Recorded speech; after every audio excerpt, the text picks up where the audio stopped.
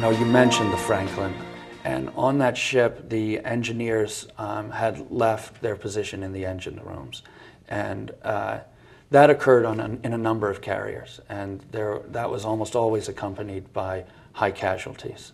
And they were permitted to leave, and absolutely, had they stayed, they, in almost all certainty, would have been killed. The chief engineer aboard the Bunker Hill made a decision that he and his men would not leave their posts in case of a casualty. And when the first airplane struck, he was in his office, safe, and without hesitation started going down.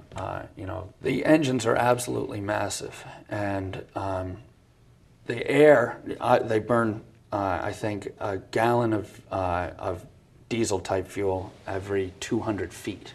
And in order to burn that much fuel, they need an enormous amount of air. It's not injected into the engine, it's just brought into the room where all of the engineers are working.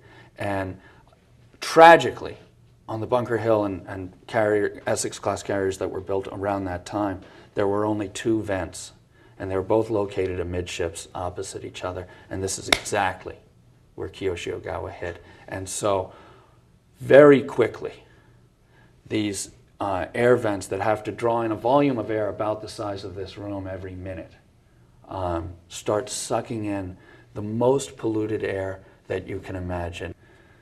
For hours upon hours, these men were breathing in this soot and coughing it up and dying. And Carmichael knew the name of every single of the 512 men in his unit.